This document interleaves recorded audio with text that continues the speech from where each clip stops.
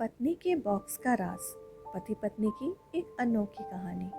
आनंदलाल और सरिता जी की शादी को अब 50 साल पूरे हो गए थे। उन दोनों की उम्र भी अब 75 से ऊपर निकल चुकी थी।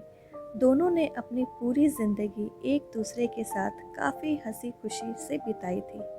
दोनों बिल्कुल दो जिस्म एक जान बनकर जिए थे।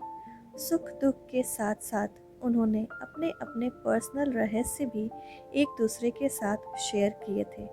हाँ, सरिता जी ने केवल एक रहस्य आनंदलाल को कभी नहीं बताया। सरिता जी ने अपने कबर्ड के सबसे ऊपर के खाने में एक जूतों का बॉक्स रखा करती थी, जिसे किसी को भी, यहाँ तक कि खुद उनके पति को भी छूने से मनाही थी। मनाही क्या, सख्त वार्निंग थी।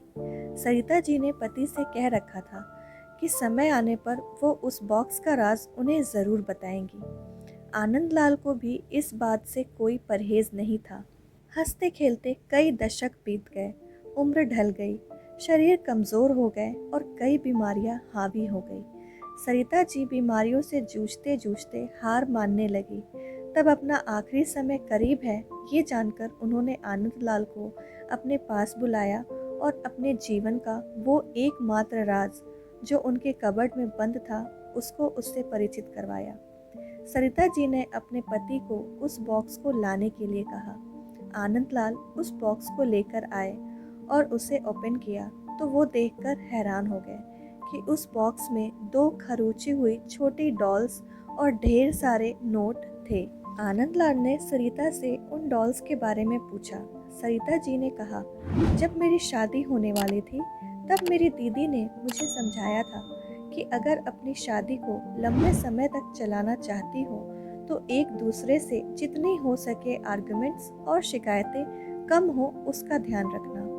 और उन्होंने उसके लिए मुझे ये डॉल्स का तरीका भी बताया था, जिसमें जब भी मुझे तुमसे कोई शिकायत हो तब एक डॉल को खुरच कर उसे संभाल कर रख लेना।